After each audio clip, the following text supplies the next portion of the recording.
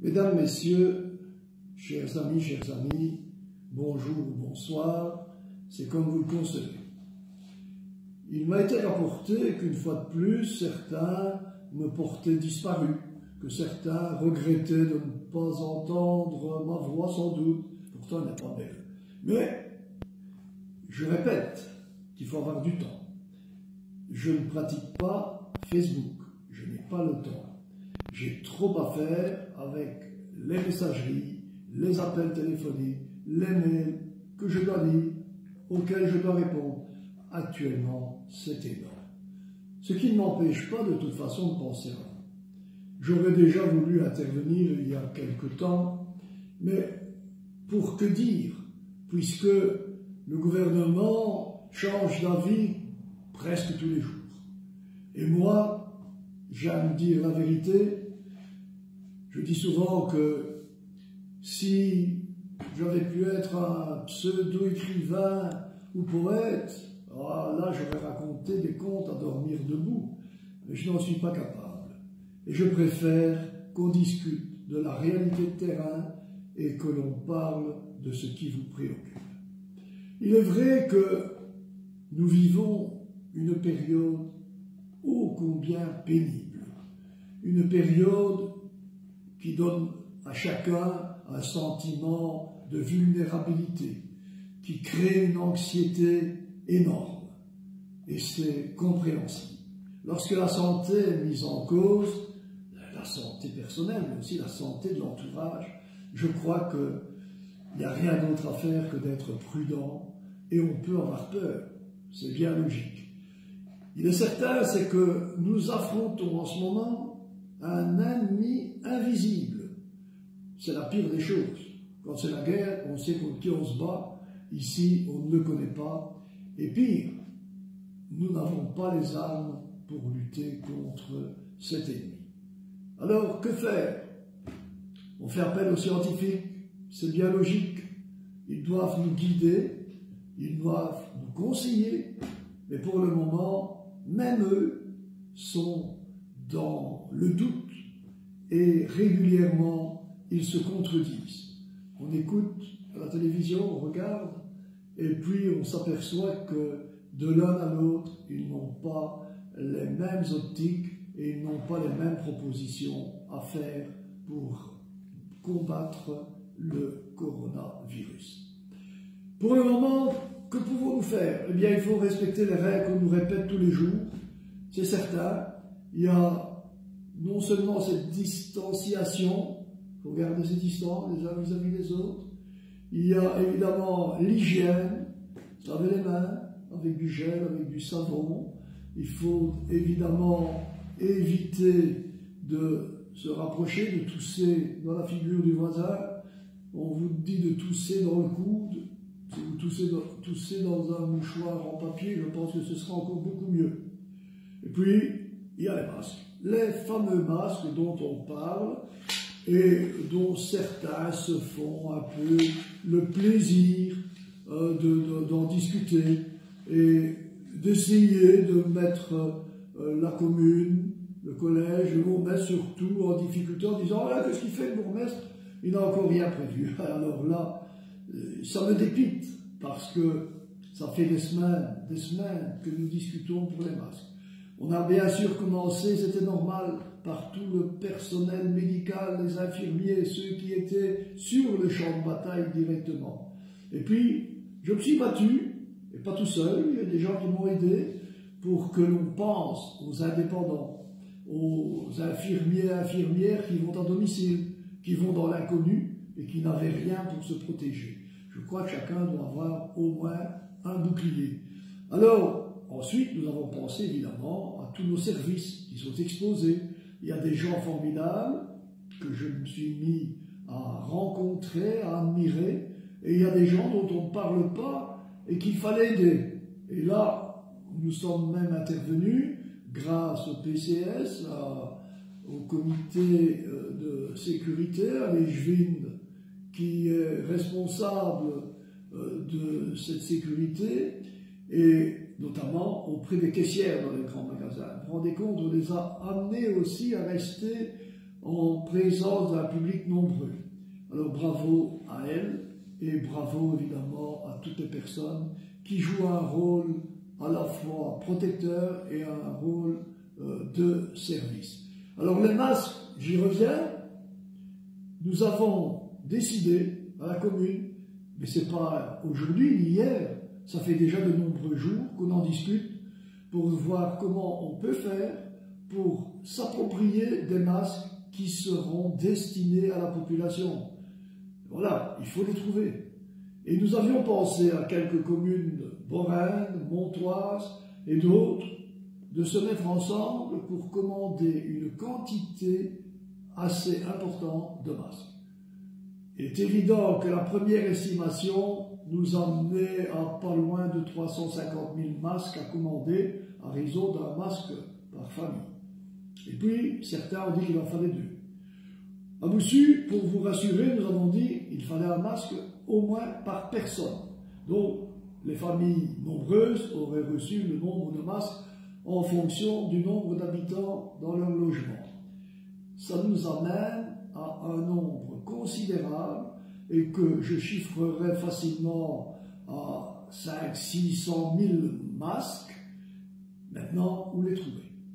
La première firme à laquelle nous nous sommes adressés savait nous fournir 50 000 masques par semaine. Alors, vous faites le compte, 50 000 masques par semaine. S'il en faut 500 000, ça fait 10 semaines. S'il en fallait 300 000, ça fait 6 semaines. Et s'il en fallait davantage, encore plus.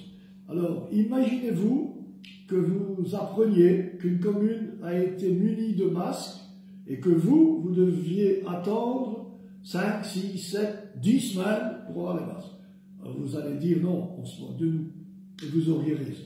Alors, on est occupé à lancer un marché public et la principale revendication dans ce marché public, ce n'est pas le coût, c'est la durée pour la livraison.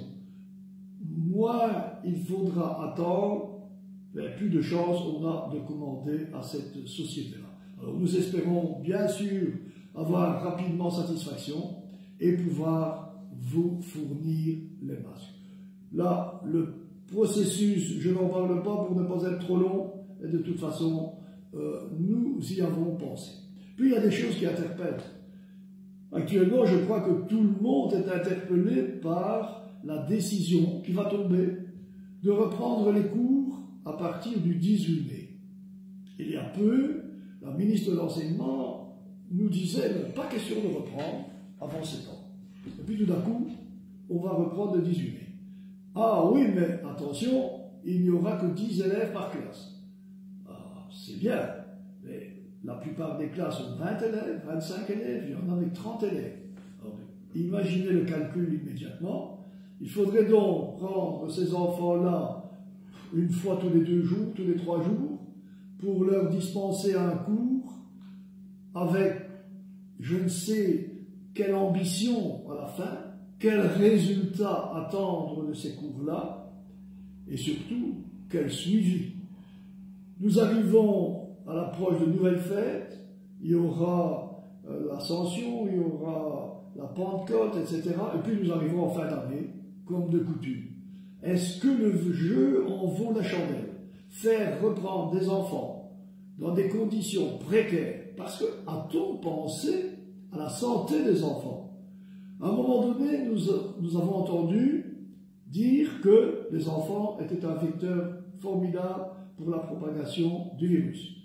On nous a dit qu'ils pouvaient être atteints comme les personnes plus âgées, et malheureusement, il y a eu des décès. Inutile de le rappeler parce que ça fait mal au cœur, ça nous perturbe de savoir que des enfants sont morts de ce fameux Covid-19. Alors maintenant, on va les rassembler par 10, mais quand sera-t-il des récréations? On va leur dire, vous jouez seuls dans la cour, mais même s'il y a 6 classes, 10 classes, 10 fois 10, 100 dans la cour de récréation, on va devoir organiser des récréations à contre-temps. Le repas de midi, on va les mettre dans le réfectoire, où ils vont manger sur la même table que leurs objets classiques. Moi, je ne vois pas ça d'un bon œil. Et puis, les enseignants. A-t-on pris la vie des enseignants? Les enseignants qui vont se retrouver confrontés à une série d'élèves, avec une série de parents, parce que les parents vont emmener des enfants à l'école. Et si ce ne sont pas les parents, ce sont les grands-parents, puisque maintenant, il paraît que les grands-parents ne courent plus trop de danger avec les enfants. Qu'on prenne qui pourra. Et moi, je pense que pour arriver à un résultat si peu favorable, qu'on laisse tomber, qu'on organise une bonne rentrée en ces temps, et que, pour les 2 mois de vacances, on continue à fournir du travail aux enfants. Et le travail le plus facile, il y a des cahiers de devoirs de vacances qu'il suffit de leur procurer et de demander, c'est bien organisé, de leur demander de travailler un quart d'heure à une demi-heure par jour. Ces cahiers-là rentreraient en une semaine avant la rentrée, les professeurs auraient le temps d'examiner et de s'en servir pour remédier dès la rentrée en septembre. Je crois que nous devons être très prudents, très très prudents. Imaginez-vous d'apprendre qu'un enfant a contracté le virus et est décédé. Sincèrement, moi, je ne sais pas ce que je ferai. En tout cas, je ne serai certainement pas fier d'un tel supplice à proposer aux parents. Alors, il reste évidemment d'autres points. Il y a notamment la collecte des déchets. La collecte des déchets qui a déjà été plusieurs fois perturbée. Je ne juge pas les ouvriers, parce que c'est une mission aussi à la fois pénible et une mission qui n'est pas toujours valorisante, même si, à l'occasion de la pandémie que nous venons de connaître, tout le monde se rend compte que chacun est utile et que chacun est à sa bonne place dans la chaîne.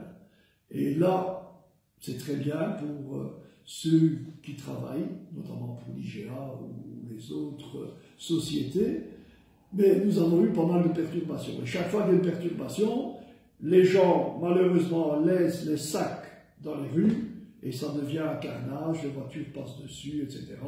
C'est très mal propre et on ne peut pas recommencer cela. Je signale, et je profite de l'occasion, pour vous dire que cette semaine-ci, puisqu'il y a eu grève mercredi, il a fallu tout décaler et le ramassage à Boussy se fera seulement samedi. On pense qu'une semaine plus tard, le système complet sera remis en action, avec notamment les cartons, etc. Et que tout devrait rentrer dans l'ordre lorsque la société IGA aura récupéré tous ses effectifs. J'ai aussi une petite attention, c'est qu'on signale de plus en plus de déchets sauvages, s'il vous plaît. Je ne sais pas, je ne vous accuse pas, évidemment, mais si vous connaissez quelqu'un qui laisse traîner ses déchets dans le Ravel, sur une rue de campagne, sur un trottoir, il faut l'en dissuader, et ce n'est pas de la délation, mais il faudrait quand même dénoncer des faits pareils. Ça n'est pas possible, ça coûte à tout le monde, on doit envoyer nos ouvriers ramasser, eux aussi on les expose, alors qu'ils n'ont rien demandé à personne. Alors, des points de discussion, il y en a encore énormément, et croyez-moi, si nous les mettons tous aujourd'hui à l'ordre du jour, ça va faire long. Mais moi j'aimerais parler un court instant de toutes celles et ceux qui depuis le début de ce fameux virus ont travaillé au péril même de leur santé. Je les en remercie. Dans notre commune, il y a des gens qui ont été formidables. Sincèrement, j'ai découvert des gens que je n'imaginais pas capables d'autant de sacrifices, d'autant d'abnégation, d'autant de disponibilité au profit de tout un chacun. Parce que rester au travail, recevoir des gens, contribue toujours à créer quand même un doute, à créer un risque. Alors, je dis merci à toutes ces personnes. Je dis merci aux bénévoles qui ont déjà réalisé des centaines de masques à distribuer aux personnes qui n'en avaient pas. Et alors, les masques, eh bien, on va les avoir, les masques, je vous le promets. Seulement, quand, je ne sais pas vous le dire, mais dès que nous les avons, nous organiserons le service pour aller les livrer dans votre boîte aux lettres. Donc, un peu de patience et croyez bien que vous serez servi dans les meilleurs délais. Un mot encore sur les taxes. Oh, il y en a qui ont dit « Ah, il faudrait supprimer les taxes ». Mais j'ai dit à un moment donné, c'était malvenu. Parler de taxes alors qu'on parle de vie humaine, de santé. J'ai même posé la question, est-ce que si on supprime une taxe, on sauve une vie? Non, fatalement. Mais à bout sûr, nous n'avons enrôlé aucune taxe depuis le début de l'année. Il faut bien se le mettre en tête, c'est-à-dire que nous n'avons encore rien réclamé à personne. Et que bien sûr, nous reverrons toutes ces taxes en les diminuant, en les supprimant, je n'en sais rien, parce que ce sera le conseil communal, lorsqu'on pourra le reprendre physiquement, qui décidera de cela. Ce n'est pas le bourgmestre, ce n'est pas le collège, c'est le conseil communal. Alors on fera tout ce qui sera en notre pouvoir pour aider les gens qui ont connu de grosses difficultés. Et que je plains de tout cœur, parce que, sincèrement, certaines personnes doivent vivre avec très peu. Alors, ma même pensée, je l'ai proposé, je crois que tout le monde me suit dans ce sens-là, c'est que, puisque l'on n'a pas organisé de festivités, la braderie, Bouboule et d'autres festivités, on pourrait peut-être constituer un fonds de solidarité avec l'argent qu'on n'a pas dépensé. Et cet argent-là, on le redistribuerait aux personnes les plus nécessiteuses, après bien sûr un examen sérieux des cas, après les demandes, qui passerait sans doute par le CPAS. Ça, tout ça c'est à déterminer, mais c'est pour vous dire, on pense à vous, on pense aux personnes en difficulté, mais ne croyez pas qu'on reste à rien faire. Sincèrement, ça m'est insupportable d'apprendre que des gens dénigrent les autorités communales en disant « mais ils font rien, pense pas à nous, etc. » Mais c'est tout le contraire.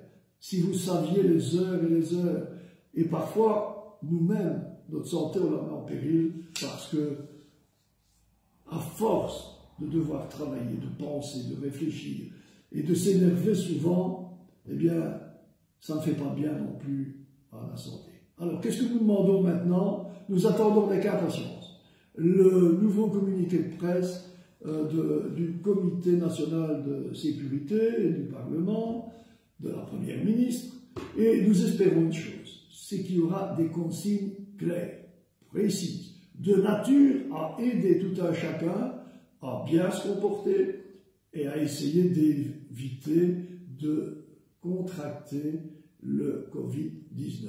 Nous espérons vraiment que demain, nous aurons une information qui sera de nature à nous réconcilier avec tout un chacun et surtout à nous réconforter, à nous rassurer.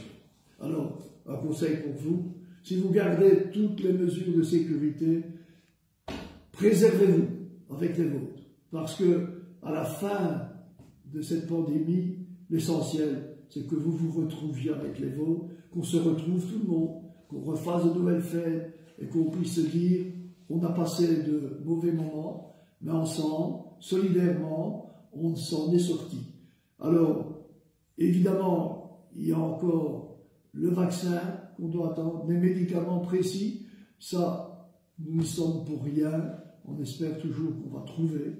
Et un dernier mot, je reste disponible, 100%, au lieu d'essayer de dire n'importe quoi. Téléphonez-moi, envoyez-moi un mail, je répondrai. Mais il y a aussi d'autres personnes, les collégiens sont là, même les conseillers communaux, même les chefs de groupe d'opposition. On communique, on aura encore une réunion demain, et chacun peut vous répondre. Et puis nous avons, je répète, des agents communaux de première qualité. Il y a des gens que je n'ai jamais vu travailler autant, s'impliquer autant. Je les remercie, je ne vais pas les citer, ils s'en rendent compte, mais il y en a qui peuvent être fiers d'eux, parce que je suis fier d'eux aussi. Merci de m'avoir écouté, et surtout, bonne santé.